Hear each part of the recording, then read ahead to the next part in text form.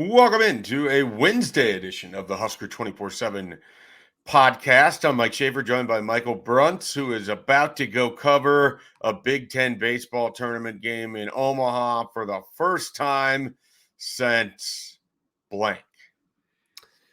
I was not in the country in 2019. I know, that's why I asked the question. I covered most of that year. Me and BT split it. He took the championship game and I took everything else. Yeah, I guess it would have been the previous year then. 2018. Yeah. I feel like there was some time between when they had the tournament in Omaha, right? Like, didn't they randomly have it in West Lafayette when they got lights or whatever? No, they messed around. 2018 was in Omaha. Okay. And then see, this is going to bother me. They did 2 rounds up in Minnesota. And then I'm trying to see if Nebraska was even in 2018. It's been a while. I'll put it that way.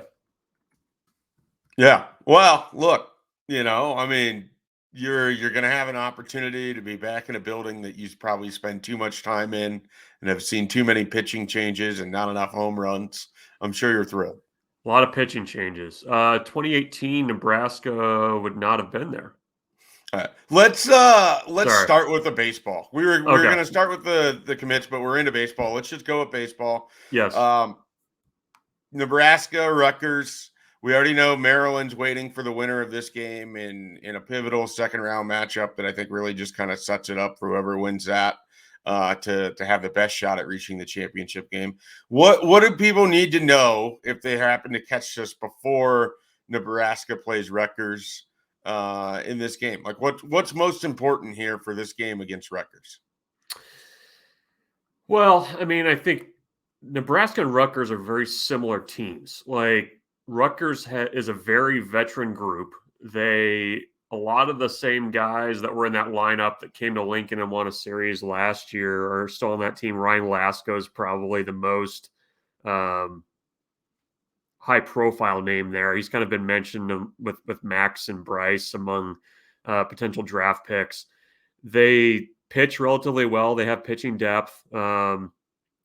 They field okay. I mean, they were picked to finish second in the conference this year, and they kind of underachieved. And so they're going to be starting a freshman today against Nebraska. He's been kind of up and down. Potential for a really good outing. He had, I think, 12 strikeouts against Michigan in 7 innings. 8 innings against Michigan. He went 7 against Penn State and had double-digit strikeouts. So it's a quality arm Nebraska's going to see today. But, I mean, you mentioned it. I mean, if you're going to go deep into a tournament, you have to win the first game. And, for this Nebraska team especially, you don't have a ton of pitching depth. So you need things to kind of go by the script on the first couple of days to give yourself a chance, because it's you're getting Olsen today. You're going to get Kaminsky tomorrow, whoever the opponent is. And beyond that, you just try and piece it together, which I think most years is pretty common, but especially for this team, it feels like, it's really the third starter's been so up in the air for so long that maybe that's almost a little bit comfortable for this group. Which veteran needs to have a bigger impact on Nebraska for them to go further? Shea Shanneman, who might have to throw all the pitches, or Brice Matthews? Well, I mean, you're hoping that Matthews plays and plays a lot. He's still dealing with the back tightness. He was apparently moving around better on Tuesday before they headed up to Omaha. So you'll see what you can get out of him. I mean, Shanneman's their best arm out of the bullpen. He can throw a lot. Unfortunately for Nebraska, I mean, Maryland got a pick when they wanted to play. They chose Tuesday. That gave Nebraska an extra day of rest for Olsen and Matthews. But what it also did was it kind of condensed things for everybody else on the back end, where you're going to need a lot of guys to throw in a short amount of time if you advance. So I would lean Shanneman.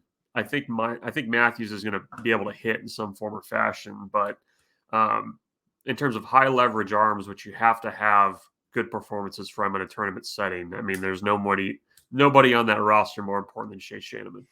We spent a lot of time talking about Brice Matthews and Max Anderson, what they were doing this season, but the rest of the offense was no slouch either. I mean, what else does Nebraska have besides those top two hitters? And I assume it starts right there with I believe Gabe Swanson, right? Yeah, Gabe Swanson's been kind of the nice, surprise third guy in that lineup all year.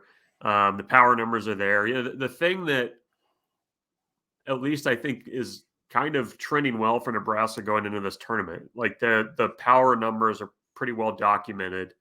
But what they showed the last 2 weekends of the Big Ten season was the ability to kind of play small ball. And they put down, I think, 9 sacrifice bunts in the last 2 weekends of play, which that was basically about what they had done all season to that point. And the other piece that's kind of come along with that is they're striking out a lot less. That's been, I think, kind of the under the radar issue for this team is that they've been unable to put the ball in play when they need to. And I think they've done a good job of cutting that number down and just kind of playing good situational baseball at the plate. I mean, they in that series against Purdue, even without Matthews at the top of the lineup, I mean, they found other ways to score runs. So I think they're playing confident baseball. I mean, they've kind of been doing that since the blow up at Creighton, where they had the players only meeting in the bullpen between the 2 games up in Omaha. So you kind of need that attitude going into a tournament like this, because you're going to have to play a lot of baseball. You're going to need guys that you probably have not relied on a ton to step up and give you either key innings or key at bats. And that's just kind of where things stand. I mean, this is kind of the ultimate backs against the wall situation for Nebraska. And they've known for more than a month this is the only way they were going to get to the NCAA tournament was to win the conference tournament. So here we go. Yeah. Do you, from the outside looking in, it's been hard to get a handle on this team because anytime you want to extend like a fair amount of credit, they'll go and stub their toe. So I guess as someone who covers it closely and talks with the people over there, what's your level of confidence that they can play relatively fresh and loose in a backs against the wall situation? Because you had that big Iowa series in April, and it seemed like that was going to be kind of okay, you got to go take this if you're going to keep any at-large hope alive and everything else.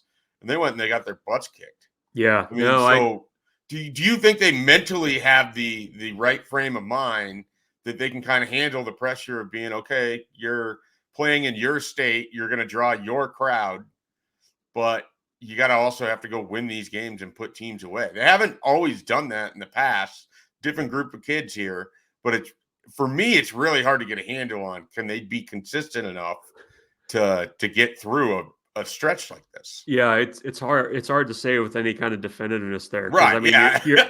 No one's going to hold you to this. You're 50 games into this thing, and you still, the weird thing is they've played good against Big Ten competition. It's, thank God they don't have to go play in the Summit League tournament this week, or they'd really be in trouble. I mean, that's kind of where things have been. So I don't know. I mean, they're saying the right things. I do think the way that they've played over the last couple weeks of the season, I mean, I don't know that I would call them hot, but they're playing baseball the way that you have to play to have success in a tournament. I wouldn't bet on them right now. I mean, I think my issue with the team is I just don't know that you have enough pitching depth to kind of win back to the tournament if you have to. Like, if you go back and look at times when Nebraska's played pretty well in these types of settings, I mean, they've really kind of been up against it. I mean, they lost the first game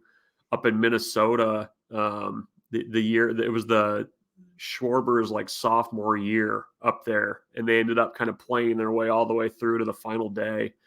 And you throw Kyle Kubot on 3 days of rest in the championship game. I mean, you just kind of need those types of performances, and I just don't know that there's enough consistency there for me to say like, okay, I would definitely bet on Nebraska. But maybe you get hot at the plate. They've played in that park a ton. They're familiar with it. That's a little bit of an advantage there. But I mean, a team like Iowa, has good pitching depth. They're swinging the bats well. Maryland certainly, is in that conversation as well, kind of waiting for whoever wins this game today. There's some teams that are going to be really tough outs, and Nebraska really, I think, has to win this first one, or else it's just going to be so tough. Correct me if I'm wrong, but well, actually, he might have gotten hurt. And now that I'm thinking about it, but wouldn't it set up for a team like Iowa, because they played on Tuesday? If they don't lose, they would essentially be able to throw their number one starter in the championship game on like 5 days rest. Yeah, you could bring them back that soon. I mean, they have the problem of having a potential first round major league draft pick as their Sunday starter right now. So yeah, but yeah, I mean, that's with adding the extra day to the format. It kind of at least gives you the advantage of if you play early. Whereas Nebraska getting that Wednesday game, right? Yeah, right. Like you get the benefit of probably the first night having your guy more fresh, but it could get rough if you advance, farther into it. All right. That takes care of it for Big Ten baseball tournament. All the action will be on BTN, I believe. Yep. Throughout the day. And there's games, they started on Tuesday and they'll be there all the way through Sunday. The weather looks relatively decent, fingers crossed, for no long rain delays. And we'll see how far Nebraska makes it. Maybe we'll be doing one of these in the future, and Bruntz will be talking about random location that he'll be trying to get to for a regional, or we could be wrapping up Nebraska's very unusual season and then getting into awkward conversations about what it looks like for next year when a lot of their best players are not coming back. So we'll save all of that for when we actually need to discuss it. And instead, we'll talk about Nebraska's recruiting week, in which they added a quarterback on the weekend and a offensive tackle on Tuesday from the transfer portal. Quarterback Daniel Kaelin. This one, Bruntz, I'm going to talk for a little bit here, but this one, to me, it's interesting noting how various people in the media are phrasing it, because it feels like if you just went a week ago from Saturday when he committed, the percent chance of Daniel Kaelin being in that class, if you did a straw poll of the media, would have been like 10%. And then if you get to, say, Tuesday or Wednesday, maybe it starts to inch up because Dylan Raiola has made his decision, and some people might think there's more hope there. You get to Friday, and that thing was like reading, just screaming 100%. Daniel Kaelin's going to end up in this class. This thing seemed to happen really fast, and yet it took, kind of like 2.5 tumultuous years to get here. Yeah, it's well, I have a question for you, but we'll hit on this first. Like it is kind of crazy how quickly it came together. I mean, and I think a lot of that you have to give credit to Matt Rule and his staff for the way that they handled a very, very delicate dance of pursuing a quarterback and having, the other kid right down the road and not really, pursuing, but not. I mean, you were very upfront with them about where things stood. But I think also, when you talk about Daniel Kaelin, and we can talk about just, we get into what he is as a quarterback. I mean, he's a very sharp kid. Like, he gets it. Yeah. And that I think helps tremendously in this situation and everything kind of coming together. I mean, go back to even like the middle of last fall. I mean, like, what would you have put the chances of him being part of this class under the previous staff? I mean, there was almost nothing there. Yeah. And, now we're what, five days removed from the commitment, and it seems like, well, of course he's part of the class. Like, what are you thinking? Like, he's right there. He's at Bellevue West. Right. He's a talented quarterback. Why? Sure, of course he'd be in the class. Yeah. Like, that's how it feels, right?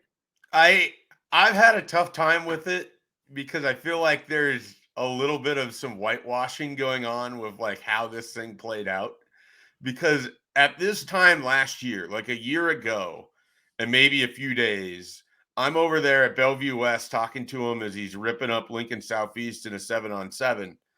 And he hadn't heard from Nebraska since before Mario Verduzco was fired. He's right down the road as a power. Like, we don't have to do the previous staff really botched things in an amazing way, but you're not even talking to the Power 5 guy right down the road. And this isn't like a Zane Flores where no one had offered until, his February of his junior year. This is a guy that was offered by Florida State on Memorial Day weekend as a freshman, followed by Nebraska shortly after, followed by Minnesota. Was it later that night? Like, kind of awkwardly? It was a very awkward, Yeah. you up kind of thing. Yeah. I mean, it's a deal where this is a known I remember talking to him, and it's like Michigan State was really interested, Minnesota's really interested, and I'm just thinking, what the hell is, like, Rayola's committed to Ohio State. What are they doing? Yeah. What is the plan here?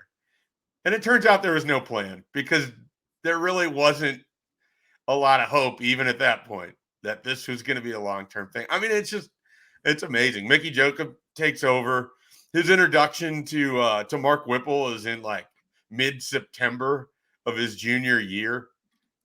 Like, Whipple never found his way over to Bellevue West to even evaluate him last spring.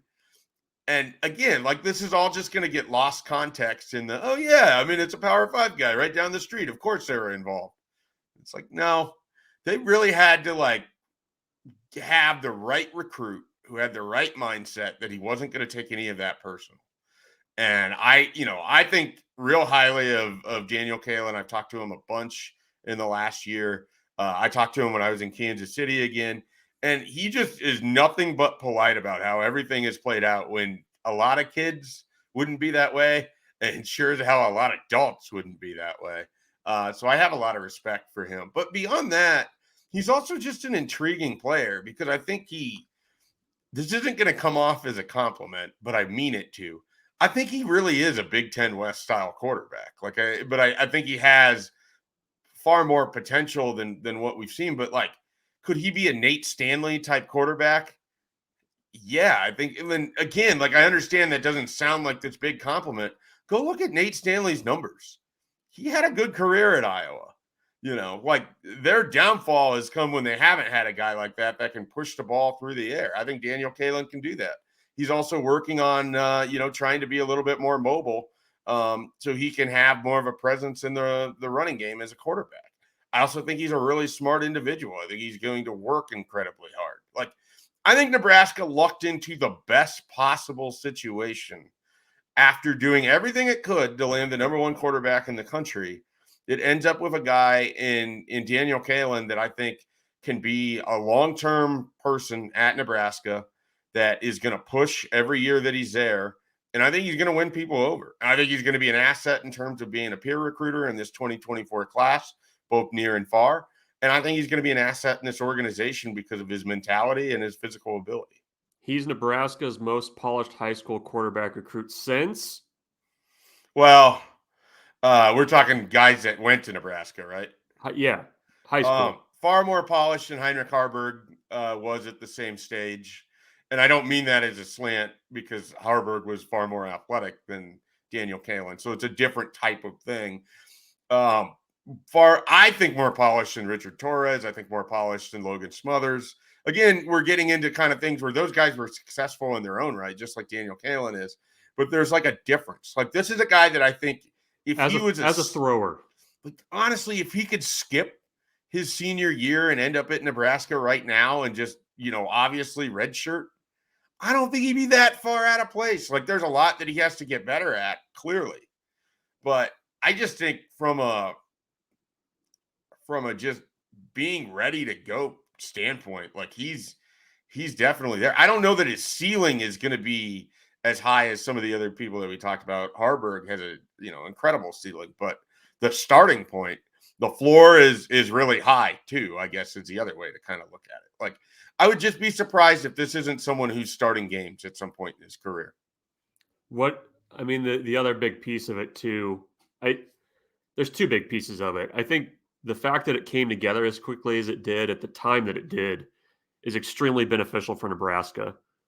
And two, what does this mean for local recruiting where Nebraska's in, kind of an elbows out fight with a lot of schools for a lot of talented kids, not only in Omaha, but just across the state too. In Ainsworth, they're in a street fight every day in Ainsworth. Yeah. Just pistols at dawn every day. Have you ever been to Ainsworth? No, I haven't. Should we just you want to ride up there someday? It's like 4 hours away. We can tour the whole town and then drive back. It'll be great. I like it. We should find a way to fly into the airport though. I want to do that.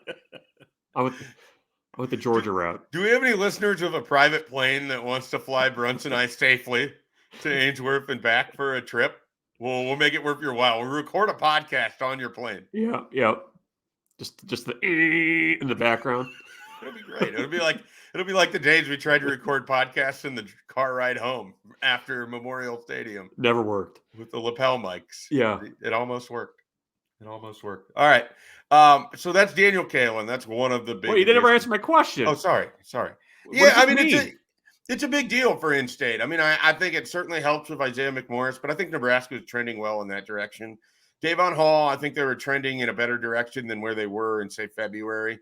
But I still have some questions there. I definitely think it'll help with someone like Carter Nelson. Caleb Pyfrom, I feel like they were trying to look. The dirty secret here is, despite all the hand-wringing and all of the, another staff's going to let all these guys get out of Omaha, Nebraska had put themselves in a pretty good position for several of these guys before Daniel Kaelin had even committed. And so I think adding Kaelin to the mix is going to be able to help there. And I think they're going to walk away. I think I said previously 5 out of the 9 we're going to end up as Nebraska guys. It could be as many as 7. And that means they could sweep the remaining guys that are available. I don't think that they will. 6 is probably a safer number, but that's still going to be a pretty sizable chunk of your class. 1/4, if you will, or 1/5 could be coming from the state of Nebraska. And that's kind of unique for what we know around here. Well, and it seems like it kind of matches up at a time too, where you've got skill players in the state that are the types of skill players that you want in your program. You know what I mean? Especially at wide receiver where you don't have any depth. Right. Yeah. It just feels like it's kind of coming. And even class, the 25, the 20, even the 26 class, there's guys in that class that, already have Big Ten offers that. Deshaun Prince. Yeah. That, I think. Deshaun Prince. Is it Deshaun? I think it's Deshaun.